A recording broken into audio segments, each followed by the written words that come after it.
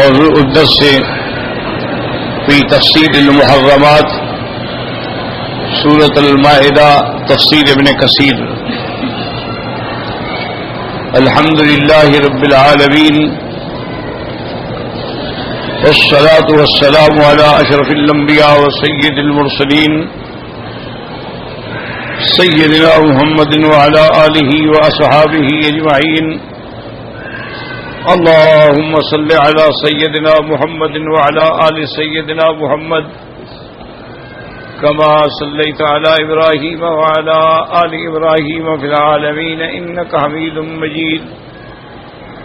أعوذ بالله من الشيطان الرجيم. بسم الله الرحمن الرحيم.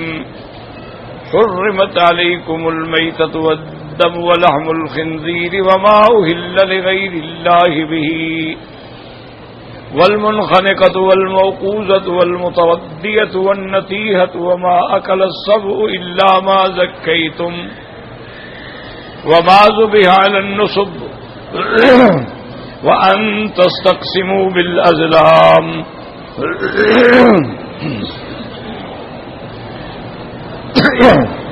ذلكم فسق. اليوم يئس الذين كفروا من دينكم فلا تخشوهم واخشوني اليوم أكملت لكم دينكم وأتممت عليكم نعمتي ورضيت لكم الإسلام دينا. فمن اضطر في مخمصة غير متجانف لإثم فإن الله غفور رحيم. سورة المائدہ جس کا نام سورۃ العقود بھی ہے، اس میں سب سے پہلے اللہ نے ارشاد فرمایا تھا یا ایھا الذین آمنوا اوفوا بالعقود. ایمان والو اپنے معاہدے، اپنے عہد اور عقد جو ہیں وہ پورے کرو. احلت لکم بہیمۃ الانعام الا ما یتلی علیکم. اللہ نے حلال کر دیے تمہارے لیے چوپائے مگر جو تم پہ اللہ تعالی کی طرف سے حکم پڑھا جائے گا. غیر محل الصید وانتم حرم، اور نہیں حلال شکار اس حال میں کہ تم حالت احرام میں ہو. ان اللہ یحکم ما یرید. اللہ تبارک و تعالی فیصلہ فرماتی ہیں جو چاہتے ہیں.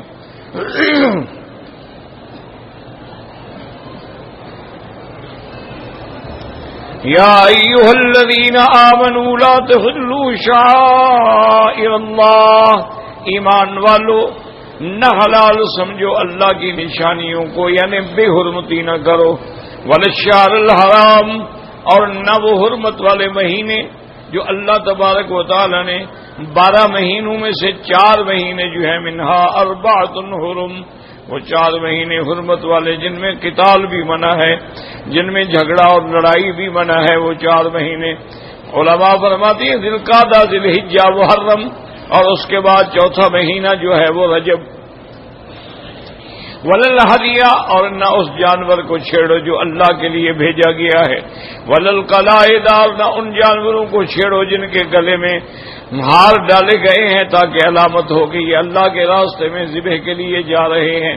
ولا آمین البیت الحرام یبتغون فضلا من ربهم ورضوانا، اور جو اللہ کے گھر آ رہی ہیں، اللہ کے گھر کا قصد کر رہے ہیں، اللہ کا فضل اور اللہ کی رضا چاہتے ہیں، ان کو بھی مت روکو. وَإِذَا حَلَلْتُمْ فَاصْطَادُوا، اور جب تم حلال ہو جاؤ حالت احرام سے تو اب شکار کرو. وَلَا يَجْرِمَنَّكُمْ شَنْآنُ قَوْمٍ أَنْ صَدُّوكُمْ عَنِ الْمَسْجِدِ الْحَرَامِ أَنْ تَعْتَدُوا، اور نہ تم کو بغض میں ڈالے یہ بات کہ جن لوگوں نے تمہیں روکا تھا تم ان کو مسجد الحرام سے روکو اور زیادتی کرو. انہوں نے فرمایا بالکل نہیں، اگر انہوں نے زیادتی کی ہے تو تم زیادتی کا جواب زیادتی سے نہ دو. وَتَعَاوَنُوا عَلَى الْبِرِّ وَالتَّقْوَىٰ، نیکی اور پرہیزگاری کے امور کے اندر پوری ایک دوسرے سے تعاون کرو. تو 2 لفظوں میں سب آ گئے. بر میں تمام نیکی کے کام آ گئے اور تقوی میں تمام چیزیں جو ہیں اللہ سے ڈر والی آ گئیں. وَلَا تَعَاوَنُوا عَلَى الْإِثْمِ وَالْعُدْوَانِ، اور گناہ پہ اور ظلم پہ تعاون نہ کرو، ایک دوسرے کی مدد نہ کرو کہ مل کے ڈاکے مارو، مل کے قتل کرو، مل کے چوریاں کرو، یہ بالکل حرام ہے۔ تعاون ہو تو اچھے کاموں پہ ہو، برے کاموں پہ نہ ہو۔ واتقوا اللہ، اللہ سے ڈرو، ان اللہ شدید العقاب، اللہ تبارک و تعالی سخت عذاب دینے والے اور سخت پکڑنے والے ہیں۔ ان کے بعد اللہ نے فرمایا حرمت علیکم المیتہ، اللہ نے تم پر میتہ یعنی مردہ جانور، جو جانور بغیر ذبح کیے ہوئے مر جائے وہ حرام ہے، کیونکہ اللہ کی حکمت ہے کہ ذبح کرنے سے اس کے ہر رگ سے جو خون ہوتا ہے وہ نچڑ جاتا ہے اور اس کے اندر کوئی مضرت باقی نہیں رہتی، اور اگر خون اندر رہ جائے تو اس کا ضرر جسمانی بھی ہے اور ضرر روحانی بھی۔ تو حرمت علیکم المیتۃ، تو ہر مردہ جانور، مردار جانور تم پہ حرام ہے۔ والدم، اور بہنے والا خون، یعنی وہ دم مسفوح، جب آدمی ذبح کرتا ہے تو خون فوارے مار کے نکلتا ہے، اس کو کہتے ہیں دم مسفوح، یہ دم جو ہے حرام ہے۔ اچھا، زمانہ جاہلیت میں وہ لوگ اس خون کو بھی جمع کرتے تھے، اس خون کو جمع کر کے پھر جماتے تھے، جمانے کے بعد پھر اس کو پکا کے کھاتے تھے، تو یہ بھی حرام ہے۔ والدم المسفوح واللحم الخنزیر، اور گوشت جو ہے سور کا، خنزیر کا، اور لیکن یاد رکھیں ذکر آیا لحم کا، لیکن خنزیر کی ہر چیز حرام ہے، کیونکہ یہاں ذکر ہو رہا تھا کہ کون سی چیزیں حلال ہیں، کون سی حرام، کون سی کھا سکتے ہو، کون سی نہیں کھا سکتے، تو اس لیے گوشت کا ذکر کیا گیا۔ ورنہ لحم الخنزیر جو ہے صرف یہ نہیں کہ گوشت حرام ہو، خنزیر نجس العین ہے، اس کی ہڈی ہے، بال ہے، کھال ہے، چربی ہے، ہر چیز حرام ہے، اور وہ کسی شکل میں بھی پاک نہیں ہو سکتا ہے، اور اس کے اندر ضرر جسمانی بھی ہے اور ضرر روحانی بھی ہے کہ خنزیر جو ہے اس کے استعمال سے آدمی کی غیرت ختم ہو جاتی ہے، آدمی دیوس ہو جاتے ہیں، ان کو اپنی عزت کا، حرمت کا احساس نہیں رہتا ہے۔ ایسے فرمایا وَلَحْمُ الْخِنزِيرِ وَمَا أُهِلَّ لِغَيْرِ اللَّهِ بِهِ، اور جو جانور غیر اللہ کے نام پہ ذبح کیے جائیں وہ بھی حرام ہیں۔ کیا معنی یاد رکھیں، اصل معنی ہوتا ہے نیت کا۔ ایک تو یہ ہے کہ ذبح کرتے وقت بھی آدمی کسی اللہ کے سوا غیر کا نام لے، جیسے مشرکین مکہ کی عادت تھی، لات کا نام لیتے، حبل کا لیتے، عزا۔ ایک یہ ہے کہ نہیں، نام تو اللہ کا لے رہا ہے لیکن نیت جو ہے وہ غیر اللہ کے تقرب کی ہے، یعنی یا قول میں یا فعل میں، کہ بھئی ہر حال میں ہم نے اسی آستانے پہ جانور ذبح کرنا ہے، تو وہ جانور بھی حلال نہیں ہوتا، حرام ہوتا ہے، کیونکہ وہ بھی وما اہل لغیر اللہ بہ میں آ جاتا، چاہے آپ اس میں بسم اللہ اللہ اکبر بھی پڑھتے رہیں، لیکن جب اس کو آپ غیر اللہ کے نام پہ لے گئے ہیں تو حرام ہو گیا۔ اور اس کے بعد اللہ تبارک و تعالی نے فرمایا کہ والمنخنقۃ، اور جو جانور گلا گھونٹ کے مارا جائے، یعنی گلا گھونٹا مر گیا یا کوئی رسی اس کے گلے میں پھنس گئی اور وہ مر گیا، تو وہ جانور بھی حرام ہے۔ والموقوذۃ، اور وہ جانور جو چوٹ لگنے سے مر جائے، یعنی کسی نے لاٹھی ماری وہ جانور مر گیا، تو وہ جانور بھی حلال نہیں ہے۔ اسی طرح علماء فرماتے ہیں کہ جو لوگ تیروں سے شکار کرتے ہیں، اگر تیر سیدھا لگے نکل جائے وہ تو جانور حلال ہو جاتا ہے، لیکن اگر تیر عرض میں لگے، چوٹ لگے، اس سے مر جائے تو وہ حلال نہیں ہوتا۔ اسی لیے حضرت عبداللہ ابن عمر بھی اور بعد میں جو فقہاء امت ہیں رحمت اللہ علیہم، وہ بھی یہی فتویٰ دیتے ہیں کہ بندوق کی گولی سے شکار کیا جائے اور گولی لگ کے اس سے مر جائے وہ بھی حرام ہوتا ہے، کیونکہ وہ چوٹ مارتی ہے۔ تو بہرحال جو جانور چوٹ سے مرے وہ بھی حرام۔ والمتردیۃ، متردیہ کا معنی یہ ہوتا ہے کہ پہاڑ سے جانور گر کے مر جائے وہ بھی حرام، یا جانور کنویں میں گرا اور مر گیا وہ بھی حرام۔ حتیٰ کہ علماء نے لکھا ہے، آپ یہ یاد رکھیں کہ مثلا ایک جانور ہے وہ پہاڑی پہ کھڑا تھا، نیچے سے آپ نے بسم اللہ اللہ اکبر کہہ کے تیر مارا، اب وہ جانور پہاڑی سے نیچے گرا اور مر گیا تو دیکھنا پڑے گا کہ یہ جی نہ کھائیں، ہو سکتا ہے وہ گرنے سے مرا ہو آپ کے تیر کی وجہ سے۔ ہاں تیر لگا ہے پھر مرا، وہ تو بات ہے، تیر نہیں لگا، تیر ساتھ گزر گیا، ڈر سے جانور گر گیا تو وہ گرنے سے مر گیا، لہذا اس کا وہ حلال نہیں ہوتا۔ اسی طرح کوئی جانور کنویں میں گر گیا، وہ مر گیا، وہ بھی حلال نہیں ہوتا۔ اور اس کے بعد اللہ پاک نے فرمایا وَالنَّتِيحَةُ، اور وہ جانور جس کو کسی نے سینگ مارا ہو، یعنی کسی جانور کو دوسرے جانور نے سینگ مار دیا یا کسی اور چیز سے اس کو مارا گیا اور وہ مر گیا تو وہ جانور بھی حرام ہے۔ وَمَا أَكَلَ السَّبُعُ، اور وہ جانور جس کو کسی درندے نے چیر پھاڑ دیا ہے، بھیڑیے نے، شیر نے، کسی اور جانور نے اس کو مار دیا ہے تو وہ حرام ہے۔ إِلَّا مَا ذَكَّيْتُمْ، مگر وہ جس کو تم ذبح کر لو وہ حلال ہوگا۔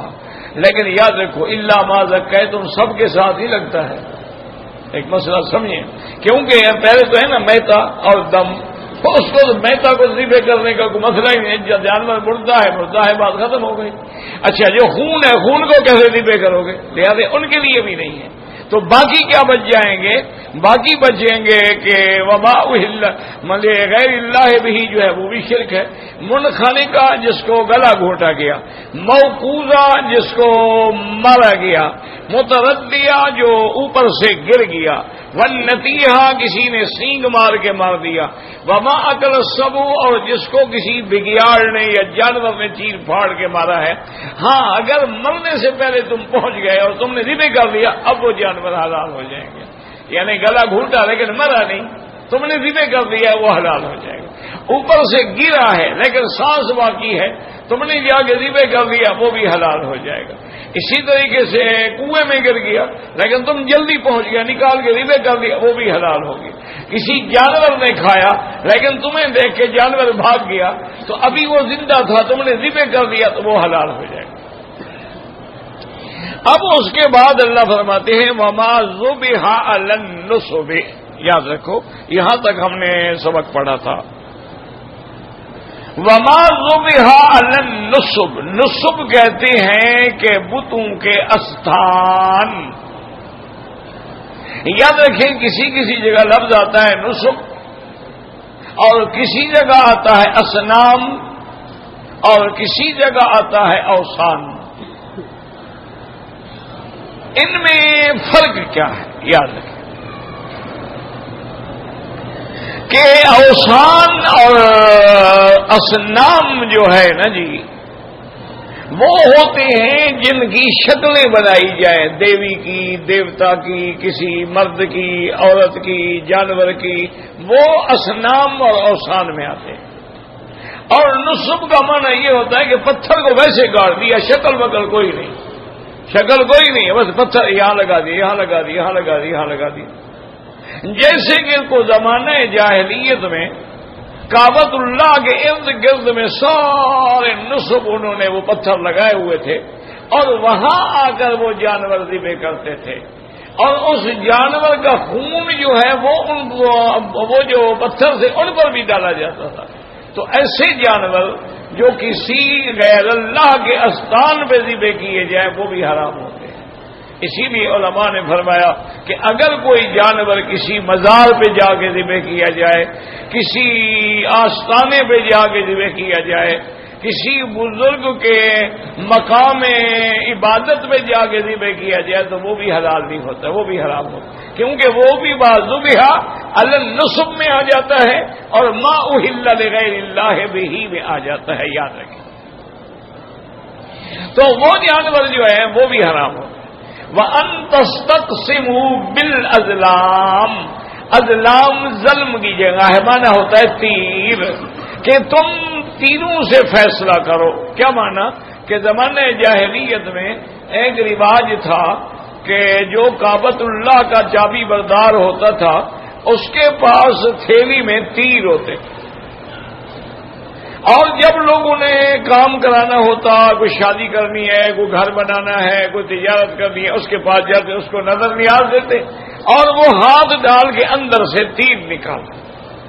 تو بعض تیروں پہ لکھا ہوتا تھا نعم، بعض میں لکھا ہوتا تھا لا، بعض میں لکھا ہوتا تھا غفل، اور بعد میں لکھا ہوتا تھا امرنی ربی، بعد میں لکھا ہوتا تھا نہانی ربی، یعنی یہ مختلف عبارتیں لکھی ہوتی تھی۔ اب اگر اس نے تیر نکالا اور وہ نکل آیا جس پہ لکھا تھا نعم، تو نے کہا تمہارا کام ہو جائے گا، جاؤ بس ٹھیک ہے تمہارا کام بن گیا بھائی۔ اور اگر نکل آیا کہ لا، تو نے کہا تمہارا کام نہیں ہوگا۔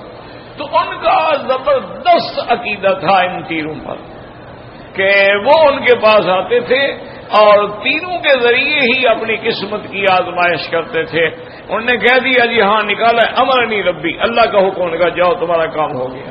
اگر تیر نکل آیا نہانی ربی، اللہ نے منع کیا تو کہے تمہارا کام نہیں ہوگا بھائی۔ اور اگر تیر نکل آیا غفلن، تو مانا ہے کہ ابھی کوئی پتہ نہیں، ہاں نہ کچھ نہیں، پھر ڈالو جی، پھر وہ تیروں کو ڈال دے، پھر اس کے بعد اس کا فیصلہ کر دے۔ تو یہ چیزیں جو ہیں یہ بھی حرام۔ اچھا، اور اس کے بعد جو ہے وہ کبھی کبھی یہ بھی کرتے تھے کہ اونٹ ذبح کیا، اب اس کا گوشت تقسیم کرنا ہے، اس کو بھی وہ تیروں سے تقسیم کرتے، تو اس کا نتیجہ یہ نکلتا تھا کہ کوئی بیچارہ بالکل، حالانکہ سب نے حصہ ڈال کے، یعنی اونٹ میں سب نے پیسے ڈالے ہیں، لیکن جب تیر نکالا گیا اس کا لا نکل آیا تو وہ بیچارہ محروم ہو گیا اور کسی کو زیادہ مل گیا۔ تو یہ بھی حرام ہے، اس کو بھی اسلام نے حرام کیا۔ اسی طرح شطرنج ہے، اسی طرح چوسر ہے، اسی طرح لاٹری ہے، اسی طرح محمے ہیں جو حل کیے جاتے ہیں، ان پر بھی یہ چیزیں لینا جو ہے حرام ہے، کیونکہ وہ بھی ایک جوا ہے کہ مثلا 1,00,000 بندے نے معمہ حل کیا ہے، اس کی فیس جو ہے 5 روپے، ان کو تو 5 لاکھ مل گیا نا جی، انعام دیا انہوں نے 20,000، باقی وہ کھا گئے۔ اچھا، جس نے 20,000 نکل آیا اس کو تو 5 روپے میں 20,000 مل گئے، تو لہذا جوا ہے۔ تو اسی لیے اسلام نے ان چیزوں کو حرام قرار دیا ہے۔ اسی طرح یاد رکھیں کہ علم جفر ہے، علم نجوم ہے کہ ستاروں کی چال دیکھ کے وہ منجمین جو ہے باتیں بتاتے ہیں، اور اسی طرح علم الاعداد ہے کہ بھئی تمہارے نام کے عدد کتنی ہیں، تو تمہاری والدہ کے نام کے کتنے عدد ہیں، پھر وہ ضرب تقسیم کرتے ہیں، ان کی ضرب صغیر بھی ہوتی ہے کبھی، یہ بھی ساری چیزیں حرام ہیں شریعت کے اندر۔ اور اسی لیے میرے مدری پاک نے رحمت دو عالم صلی اللہ علیہ وسلم نے فرمایا من اتا عرافا او کاہنا فصدقہ فقد کفر بما انزل علی محمد صلی اللہ علیہ وسلم، جو ان نجومیوں کے پاس جائے، ہاتھ دیکھ کے فیصلے کرائے، جنم کنڈلیاں اپنی نکالے اور ان پہ یقین رکھے، حضور نے فرمایا اسے اللہ کے قرآن سے کفر کیا ہے، کیونکہ جب اللہ نے قرآن میں فرما دیا ہے کہ کل یعلم من فی السماوات والارض الغیب الا اللہ، اللہ کے سوا کوئی غیب نہیں جانتا، یہ اس کی تصدیق کیسے کر رہا ہے؟ تو لہذا یہ بھی شریعت میں حرام۔ اچھا، ایک ہوتا ہے قرآن اندازی، وہ جائز ہے۔ قرآن اندازی یہ ہوتی ہے کہ 2 بھائیوں نے جائیداد تقسیم کی، بھئی یہ 10 ایکڑ تمہارے اور 10 ایکڑ میرے، اب دل میں خدشہ رہ جاتا ہے کہ پتہ نہیں اس نے اچھے لے لیے مجھے اچھے نہیں دیے، تو اسلام اجازت دیتا ہے کہ قرآن ڈال لو، جس کا قرآن جس ٹکڑے پہ نکلا ہے اس کا ہو گیا۔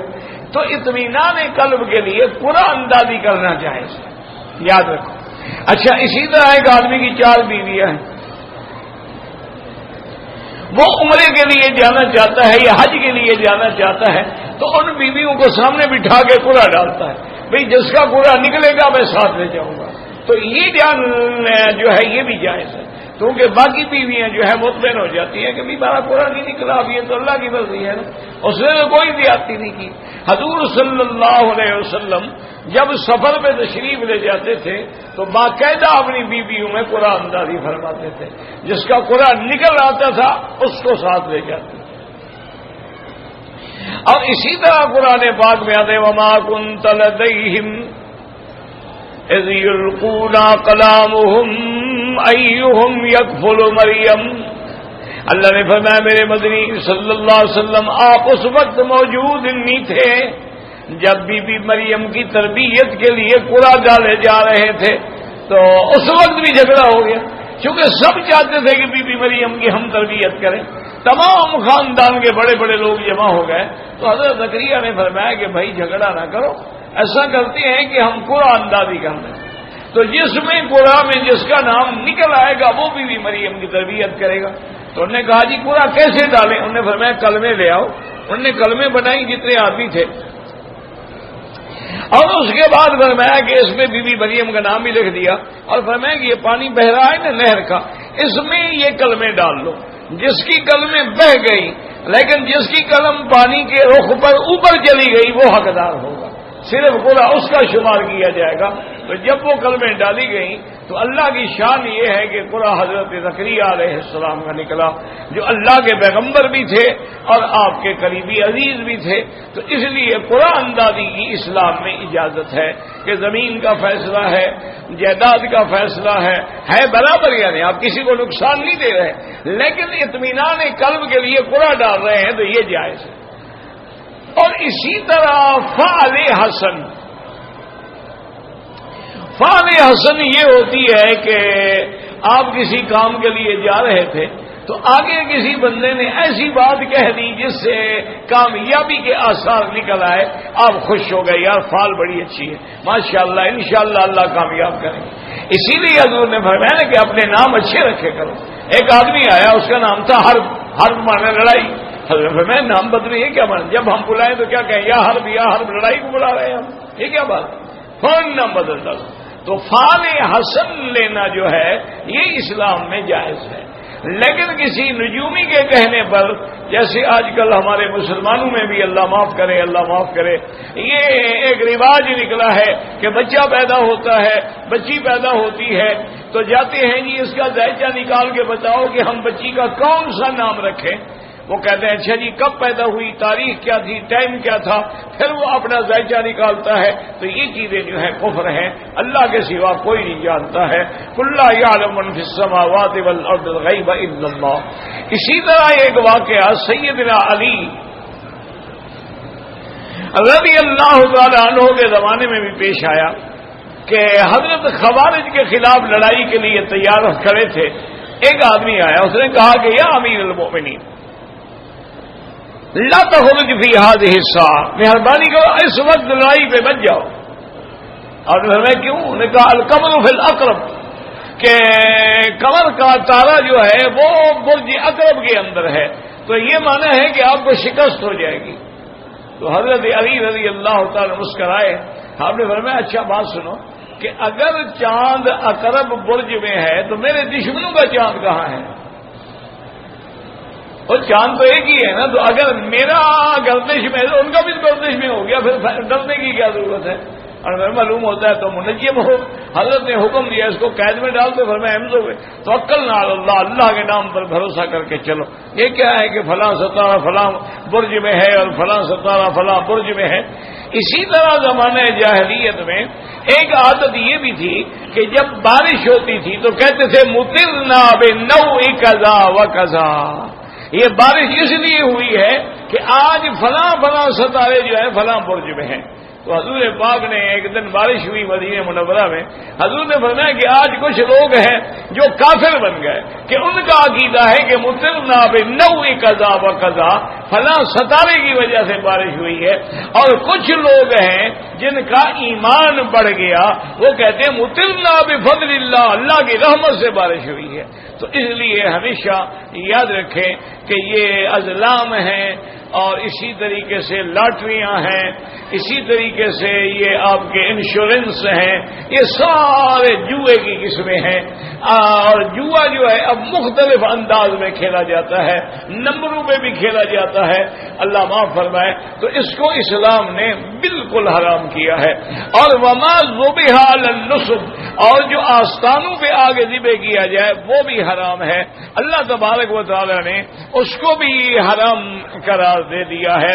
تو یہ ساری چیزیں جو ہیں محرمات میں ہیں۔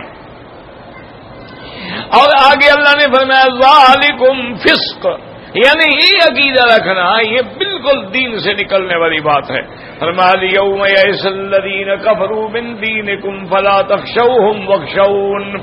آج کافر مایوس ہو گئے تمہارے دین سے. کیا مانا؟ دین غالب آ گیا، اسلام غالب آ گیا، اب کفر مایوس ہو گیا، اب کچھ نہیں کر سکتا. ان سے نہ ڈرا کرو، تم اللہ کی ذات سے ڈرا کرو. واللہ تعالی اعلم.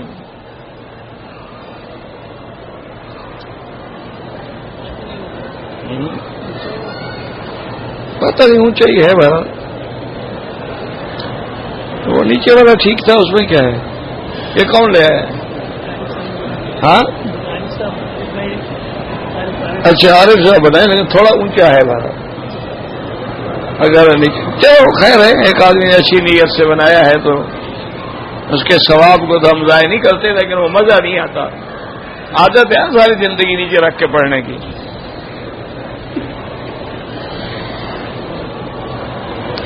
میرا بھائی گزارش یہ ہے کہ وسیلے کے ساتھ دعا مانگنا جو ہے، ایک تو بات یاد رکھیں کہ نہ قرآن میں ہے اور نہ حدیث میں.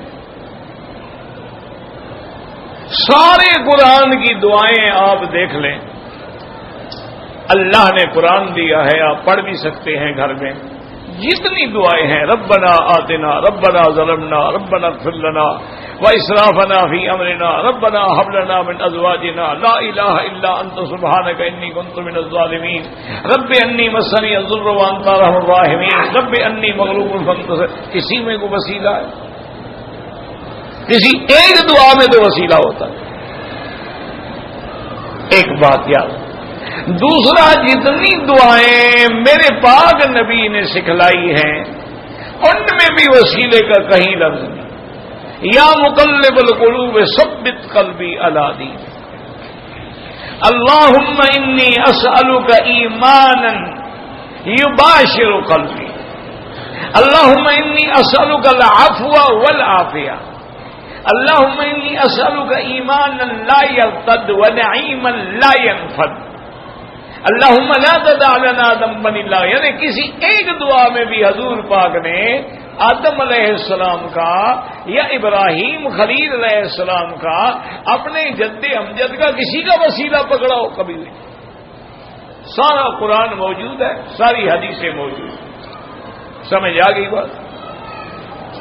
اچھا، اب بعض دوست جو ہیں، احباب جو ہیں، اللہ رحمت کرے، ان کو یا تو غلط فہمی ہے یا پھر جان کے کرتے ہیں، تو اللہ جانتا ہے. اگر غلط ان کو یہ ہے کہ جی حضور نے ہمیں دعا سکھلائی ہے نا کہ اللہم رب هذه الدعوة التامة والصلاة القائمة آت محمد الوسیلة والفضیلة وابعثه مقاما محمودا الذی وعدتہ. کہتے ہیں دیکھیں اس میں وسیلہ ہے. اللہ کے بندے، یہ دعا تو حضور فرما رہے ہیں کہ میرے لیے وسیلہ اللہ سے مانگو کہ اللہ مجھے مقام وسیلہ عطا فرمائے. یہ تھوڑا ہے کہ میرا وسیلہ پکڑو. اگر حضور کا وسیلہ پکڑنا تھا تو حضور کے لیے دعا کرنے کا کیا مطلب؟ وہ تو حضور نے فرمایا کہ جو آدمی اذان ختم ہو جائے، اذان ختم ہونے کے بعد درود شریف پڑھے اور اس کے بعد یہ دعا مانگے مجھ سے، میرے لیے اللہ سے مقام وسیلہ طلب کرے، تو میں اس کی قیامت میں شفاعت کروں گا. تو وہ مقام وسیلہ کیا ہے؟ وہ مقام وسیلہ ہے وبعثہ مقاما محمودا. آگے جی اسی دعا میں ذکر موجود ہے. اس سے مراد یہ نہیں کہ حضور کا وسیلہ پکڑو. اور دوسری یہ بات بھی یاد رکھیں کہ بعض علماء نے فتویٰ دیا ہے کہ وسیلہ پکڑنا جائز ہے. وہ اس بنا پہ دیتے ہیں کہ جی زندہ کا وسیلہ تو جائز ہے نا، انبیاء تو زندہ ہے.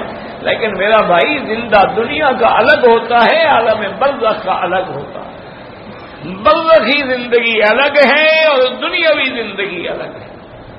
اب اگر برزخی زندگی میں کوئی حضور کی زیارت کر لے گا تو کیا صحابی بن جائے گا؟ تو معنی یہ ہے کہ وہاں کے احکام الگ ہوتے ہیں اور دنیا کے احکام الگ ہوتے ہیں. تو بہرحال جمہور کا مسئلہ یہی ہے کہ جب بھی دعا مانگو اللہ سے مانگو.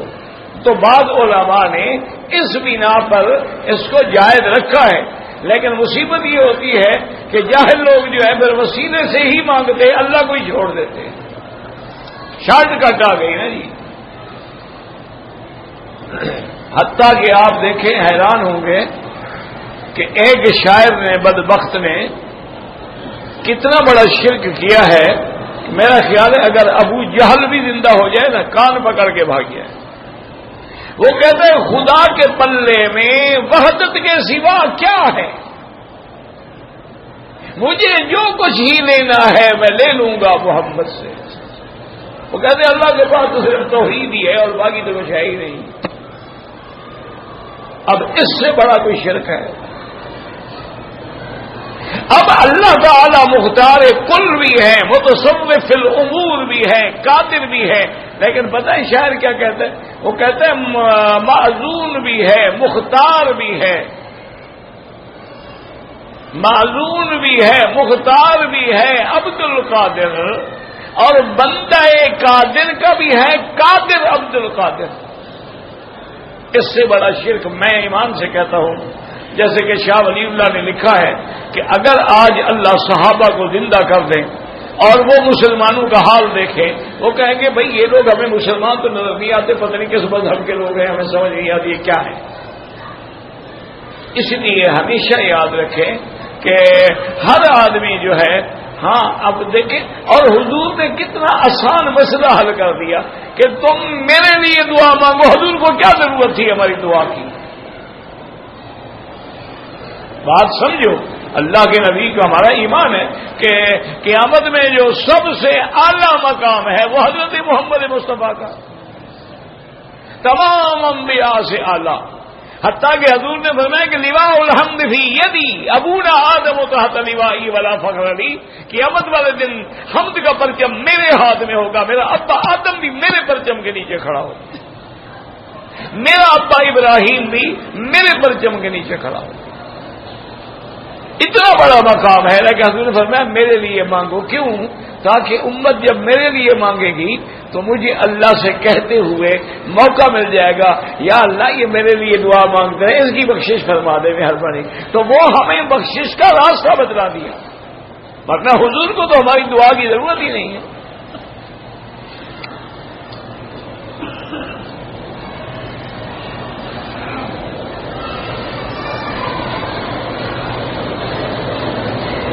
میں 33 سال سے ماشاءاللہ اس ملک میں ہوں.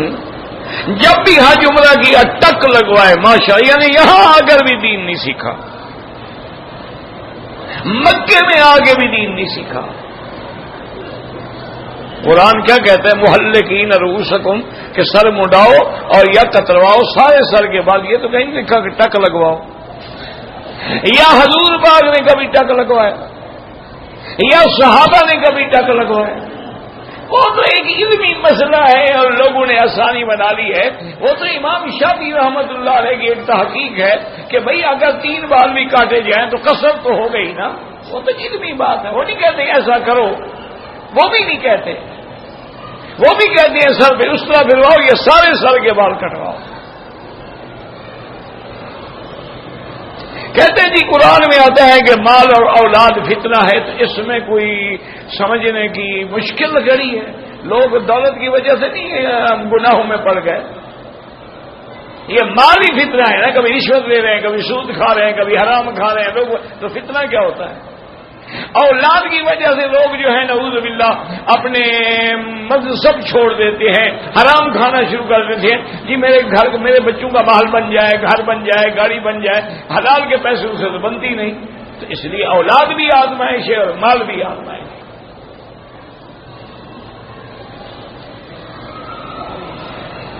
عمرہ کرنے کا بڑا مختصر طریقہ ہے کہ غسل کر کے 2 چادریں باندھ کے 2 رکعت پڑھیں، سلام پھیر کے لبیک بعمرۃ لبیک اللہم لبیک پڑھتے ہوئے مکے میں آئیں.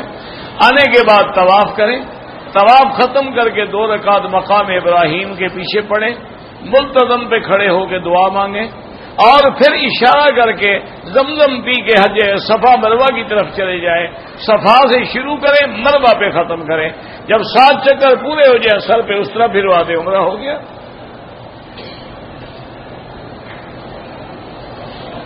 اپنا حلق اگر آدمی خود کر لے کوئی حرج بالکل جائز ہے.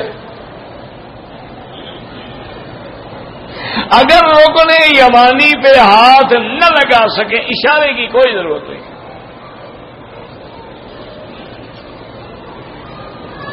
صفا مروہ پہ کھڑے ہو کے دعا مانگیں اور اتنی اونچی جگہ پہ کھڑے ہوں جہاں سے کعبہ شریف نظر آئے.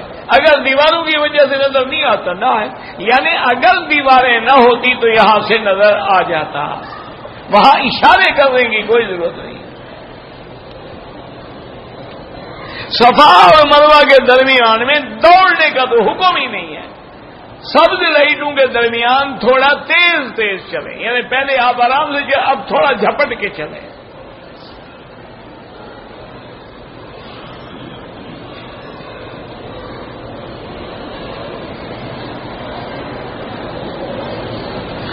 میں نے 3 یا 4 سال پہلے دبئی سے آیا عمرے کے لیے. میں ہمیشہ 2 عمرے کرتا تھا. میرا طریقہ یہ تھا کہ عمرہ مکمل کیا, مسجد عائشہ چلا گیا, ادھر حلق کرایا, غسل کیا, احرام باندھا اور دوسرے عمرے کی نیت کر لی. ماشاءاللہ دم پڑ گئی جناب. حلق آپ حد حرم سے باہر جا کے کراتے رہے, وہ ناجائز ہے. حلق حدود حرم کے اندر ہوگا.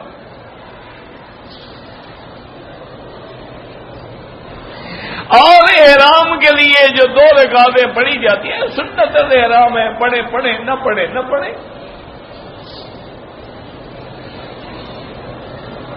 خانہ کعبہ میں مقام ملتزم پر لپٹ کے سینہ لگا کے دعا مانگنا جائز ہے, باقی جگہ نہیں.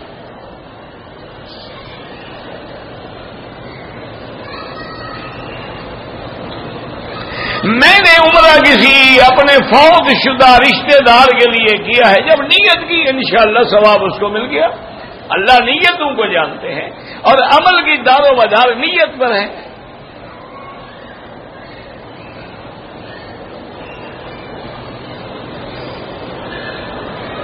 اگر حالت احرام میں کسی نے بے خیالی میں ناخن توڑا کچھ نہیں ہوتا, جلد کا کوئی ٹکڑا توڑا کچھ بھی نہیں ہوتا.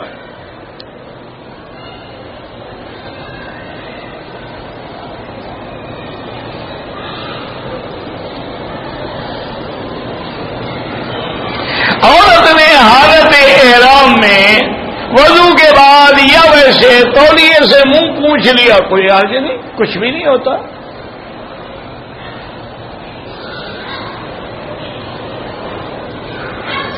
میں نے طواف مکمل کر کے پہلے بال کٹوائے, صفا مروہ بعد میں دوڑا, ماشاءاللہ دم پڑ گئی. جب بال کٹوا لیے احرام سے آپ نکل گئے.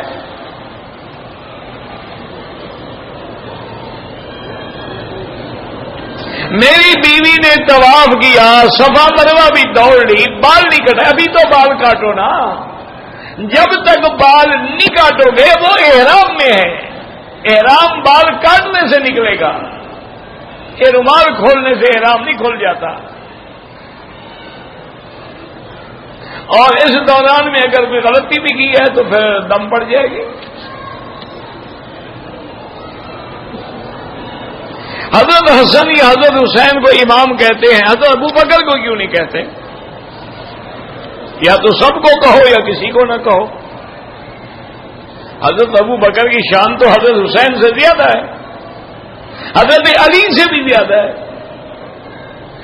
اور خدا کی شان دیکھو کہ ایسا شیعت نے رنگ جمایا ہے کہ امام حسین لیکن امام علی بھی نہیں کہتے. حضرت علی کو امام نہیں کہتے. یہ فرضی لفظ ہے, ان کا کوئی تعلق نہیں ہے. امام سے کیا مراد ہے آپ کی؟ مسجد کے امام تھے, ورنہ کس بات کے امام تھے؟ بہرحال ان کا نام حضرت حسین رضی اللہ عنہ, حضرت حسن رضی اللہ عنہ, حضرت علی رضی اللہ عنہ, یا بعض علماء کرم اللہ وجہہ، کیونکہ حضرت علی نے زمانے جاہلیت میں بھی بت کو سجدہ نہیں کیا، اور اسی طرح حضرت ابوبکر نے بھی نہیں کیا رضی اللہ عنہ۔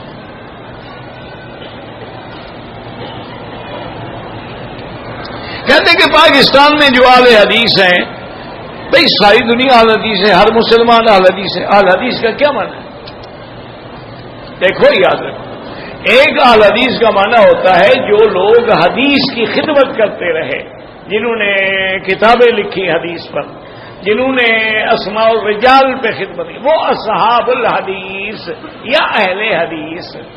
ایک ہے کہ اگر اہل حدیث کا معنی حدیث کو ماننے والے، تو کوئی مسلمان ایسا ہے جو حدیث کو نہ مانتا ہو؟ کوئی مسلمان جو حدیث کو نہ مانے یا انکار کرے وہ تو کافر ہو جاتا ہے، مسلمان ہی نہیں ہوتا۔ جیسے قرآن پر ایمان ضروری ہے، اسی طرح حضور کی حدیث پر بھی ایمان ضروری ہے۔ باقی یہ کہنا کہ جی یہ لوگ مقلد ہیں اور اپنے امام کے قول کو لے کے حدیث چھوڑ دیتے ہیں، بالکل غلط بات ہے۔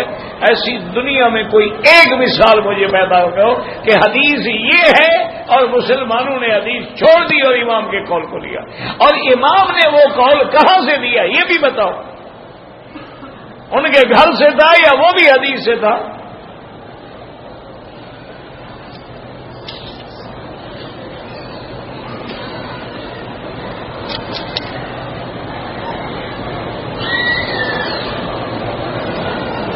اللہ اور رسول کے دشمن یا صحابہ کے دشمن سے بغض، یہ تو ایمان کی نشانی ہے۔ اللہ نے ان پہ لعنت بھیجی ہے، ان الذین یؤذون اللہ ورسولہ لعنہم اللہ فی الدنیا والآخرہ، جو اللہ کے رسول کو ایذا پہنچائیں ان پہ اللہ کی لعنت ہے، دنیا میں بھی آخرت میں۔ والذین یؤذون المؤمنین والمؤمنات بغیر ما اکتسبوا، اور جو لوگ ایمان والے مردوں کو اور ایمان والی عورتوں کو بغیر کسی گناہ کے ایذا پہنچاتے ہیں، تو اللہ نے فرمایا فقد احتملوا بہتانا واثما مبینا، انہوں نے بہتان باندھا اور بہت بڑے کھلے گناہ کے مرتکب ہوئے۔ یہ تو حضور نے فرمایا اذا رأیتم الذین یسبون اصحابی فقولوا لعنۃ اللہ علی شرکم، اگر دیکھو کہ حضور کے صحابہ کی کوئی برائی کر رہا ہے، حضور نے فرمایا اس پر اللہ کی لعنت ہے۔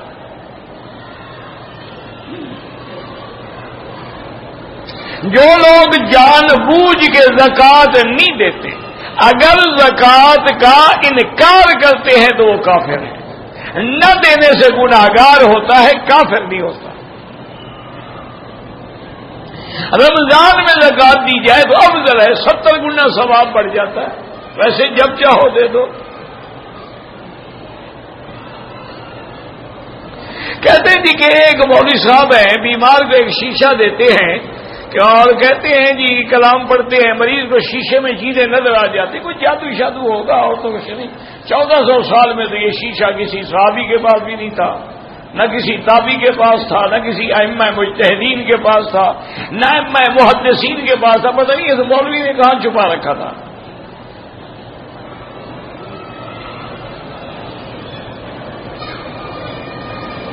حرم کے اندر طواف کے دوران یا بعد میں اگر جمعہ کی نماز عورت جمعہ پڑھے گی، باقی ظہر پڑھتی ہے تو جمعہ کیوں نہیں پڑھے گی؟ کوئی عقل ہے بنا؟ جمعہ اور ظہر میں کیا فرق ہے؟ وہاں 4 رکعتیں ہیں، یہاں 2 رکعتیں ہیں، 2 رکعتوں کے قائم مقام خطبہ ہے۔ اصل مسئلے سمجھتے نہیں۔ مسئلہ یہ ہے کہ عورت کو اپنے گھر سے جمعہ کے لیے نہیں آنا چاہیے، لیکن اگر مسجد میں موجود ہے تو کیوں نہ پڑھے؟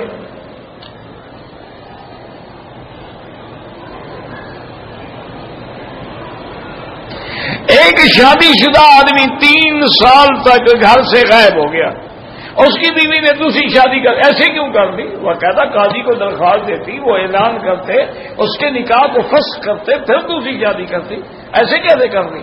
وہ خاوند واپس آ گیا، اسی کی بیوی ہے۔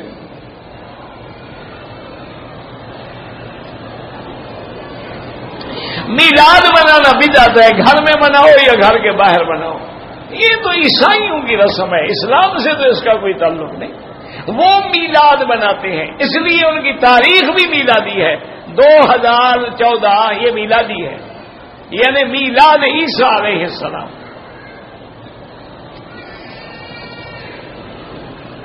میں نے والدہ کے لیے عمرہ کرنا ہے، بالکل کریں، عمرہ بھی کریں، طواف بھی کریں، ماں کے لیے سب کچھ کریں۔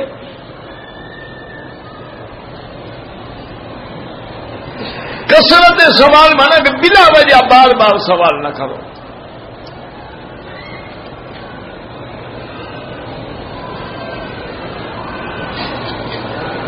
میرے ماں اور بیوی نے بنگلہ دیش سے عمرے کے لیے آئے، گھر سے احرام کی نیت کر کے 2 رکعت ٹھیک ہے، گھر سے کی یا ایئرپورٹ پہ کی، مکے والے گھر سے کی ہے پھر نہیں ہوگا۔ اگر بنگلہ دیش والے گھر میں نیت کی ہے تو پھر ٹھیک ہے۔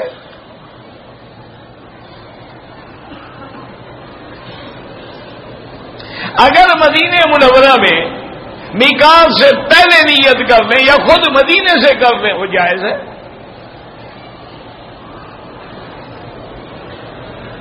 کسی عزیز کے لیے تو جو لوگ فوت ہو گئے ان کے لیے عمرہ کریں۔ میلاد منانا بدعت ہے۔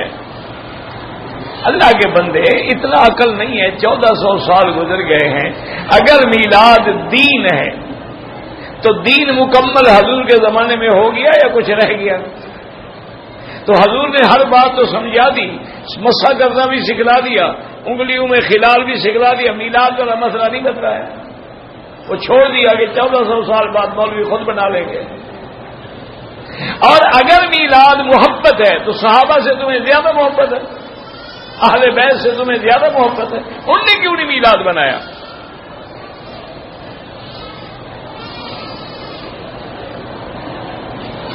خانہ کعبہ کی طرف ٹانگیں کرنا جن ملکوں میں بے ادبی شمار ہو وہ نہ کریں۔ بعض ملک اس کو بے ادبی نہیں سمجھتے۔ نماز میں غلط خیال آنے سے نماز ٹھیک ہوتی ہے، کوئی آنے دے خیال جو بھی آتا ہے، نماز پڑھتے رہو، اسی کی برکت سے خیال مر جائیں گے۔ میرا بھائی بیمار، اللہ شفا عطا فرمائے، بیوی بھی بیمار، اللہ سب بیماروں کو شفا عطا فرمائے۔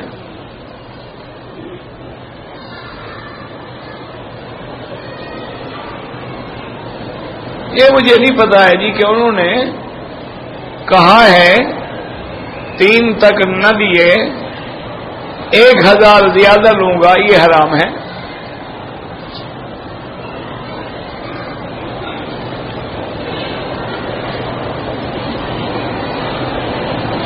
اگر کوئی آدمی کسی کی بیوی بھگا کے لے گیا، ساری زندگی جناح کرتے رہیں گے۔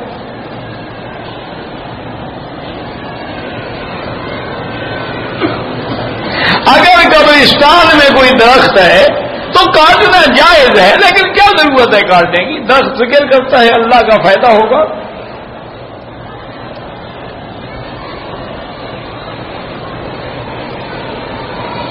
ایک لڑکی ہندو تھی، مسلمان ہو گئی، میں نے شادی کر لی، وہ حالت کفر میں ایک سودی بینک میں ملازمت کرتی تھی، اپنا کمایا مال استعمال کرتی تھی، کبھی تحفہ دے دیا، وہ کوئی حرج نہیں، ملازمت کے جو پیسے ملتے ہیں وہ جائز ہیں، وہ تو حرام نہیں ہے۔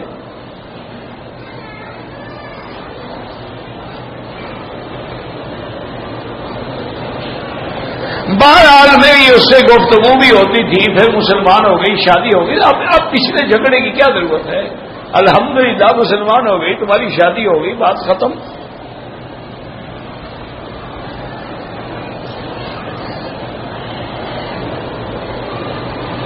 اللہ ہر مسلمان کو عافیت عطا فرمائے۔ کہتے ہیں جی کہ ہم آپ سے ملتے نہیں ہیں، نہ ملیں، آپ کی مرضی ہے، ورنہ میں کو ملنے والے، میں تو بات سمجھو کہ اب درس کے بعد جو آدمی کھڑا ہو، 4 آدمی یوں ملنا شروع کر دیں تو آدمی کیا کرے؟ مجھے بتائیں۔ آپ مجھے آرام سے آ کے ملیں، فارغ ہو کے عشاء کے بعد، جب میں علیحدہ ہوں، تنہا بیٹھا ہوں، ملیں۔ آپ بھی تو یہاں جان چھڑواتے ہیں نا۔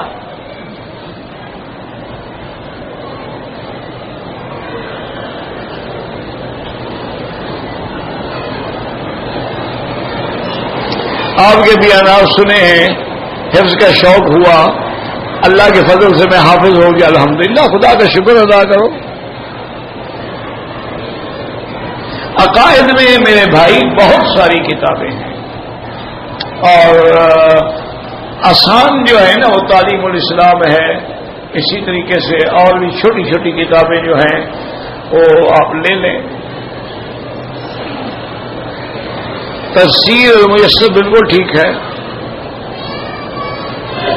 کتاب التوحید بالکل سبحان اللہ بڑی اعلیٰ کتاب ہے، لیکن کسی عالم سے پڑھو، خود نہیں سمجھو۔ 11ویں شریف کا ختم جو ہے بالکل بدعت ہے، کھانا بھی ناجائز، کھلانا بھی ناجائز۔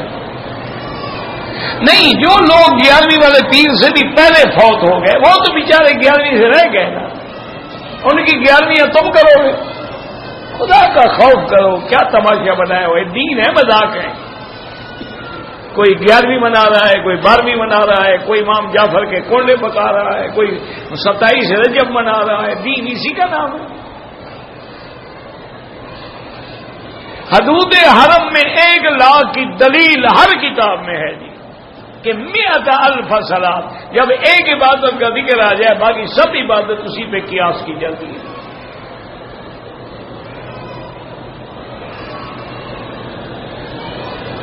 عورت کے پیٹ میں بچہ ہے تو وہ پہلا دکھتا ہے، اللہ عالم کیا لکھا، یعنی الٹرا ساؤنڈ سے، ٹھیک ہے کوئی بات نہیں، یہ تو علم غیب نہیں ہے نا، گھڑی دیکھ کے میں ٹائم بتا دوں یہ بھی علم غیب ہے۔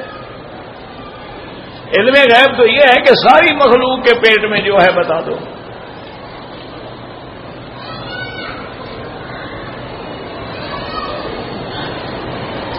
ہم نفل نماز میں قرآن کی ریکارڈنگ لگا دیتے ہیں، وہ سننے ہم ساتھ ساتھ پڑھتے رہے، وہ جائز ہے، لیکن ایسے نہ کیا کرو، جو یاد ہے وہ پڑھو۔ مسجد الحرام میں کبھی سجدہ سہو ہوا ہے، سینکڑوں دفعہ ہوا ہے، تو 1 دفعہ ہوا ہے، یعنی یہاں کے لوگ بھولتے نہیں ہیں، انسان نہیں ہیں۔ حق المہر میں سونا لازمی ہے، کوئی بات نہیں، سونا دو، چاندی دو، پیسہ دو۔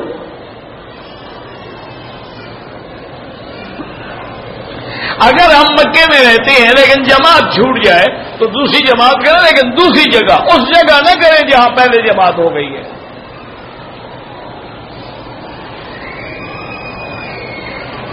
جمعۃ المبارک میں خطبے میں جب آخر میں دعا ہوتی ہے ہاتھ اٹھانا منع ہے، آمین کہنا بھی منع ہے، دل میں کہو۔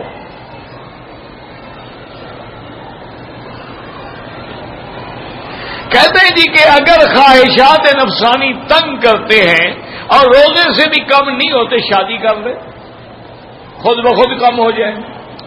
شادی کی بھی طاقت نہیں ہے تو ٹھنڈی چیزیں پیا کرو، 8-10 دن میں انشاءاللہ ٹھیک ہو جائے گا۔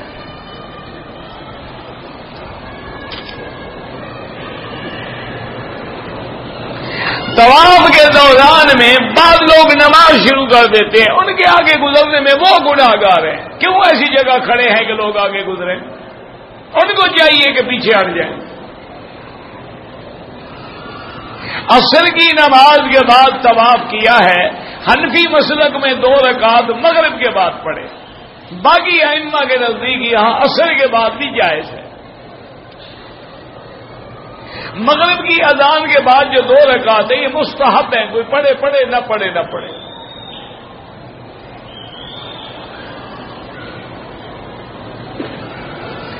جمع بین الصلاۃ میں تقدیم کی صورت میں حنفی ظہر کے وقت عصر پڑھانے والے امام کی ظہر کی نماز میں اقتدا کر سکتا ہے، کوئی بات نہیں، کوئی جھگڑا نہیں، لیکن احناف کے نزدیک جمع سوری ہے، جمع حقیقی نہیں ہے، یعنی ظہر کو آخر وقت میں پڑھے اور عصر کو اول وقت میں پڑھے، لیکن اگر ان کے ساتھ پڑھ لی ہے تو کوئی کفر اسلام کی جنگ تو نہیں ہے۔ باقی ائمہ کے نزدیک جائز ہے، بس الحمدللہ۔ طواف کسی دوسرے کے لیے نہیں، جو فوت ہو گئے ان کے لیے۔ طواف کے بعد 2 رکعت واجب ہے۔ مولانا زبیر الحسن صاحب فوت ہو گئے، اللہ ان کی مغفرت فرمائے اور ان کے درجات بلند فرمائے۔ ہم 10 آدمی ہیں، لاہور سے ابو ظبی گئے، ابو ظبی سے جدے آئے، احرام ہم نے جدہ ایئرپورٹ میں باندھا ہے، سب پہ 1 بکری دم پڑ گئی اور میقات کے عمرے سے بھی محروم ہو گئے۔ آپ کو دبئی میں باندھنا چاہیے تھا۔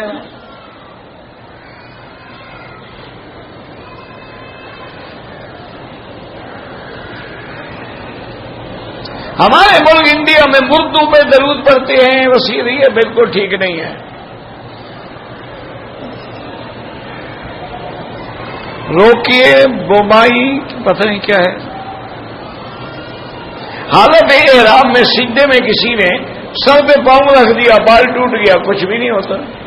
واللہ اعلم. ربنا تقبل منا انك انت السميع العليم وتب علينا انك انت التواب الرحيم. اللهم مذهب الباس رب الناس اشف انت شافي لا شفاء الا شفاؤك شفاؤك لا يغادر سقما. اللهم اشفنا واشف مرضانا ومرضى من اوصانا ومرضى المسلمين. اللهم اشفنا واشف مرضانا وارحم موتانا واستجب دعاءنا ولا تخيب رجاءنا برحمتك يا ارحم الراحمين.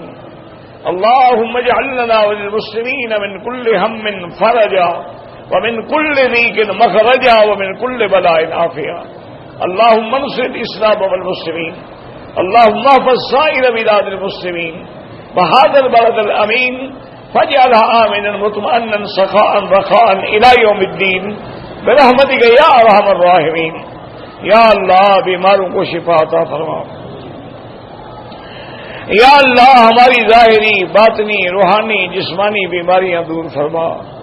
یا الہ العالمین ہمیں مانگنا بھی نہیں آتا، بغیر مانگے اپنی نعمتیں اور رحمتیں عطا فرما. یا اللہ مسلمان جس ملک میں ہیں ان کی جان مال آبرو عزت کی حفاظت فرما.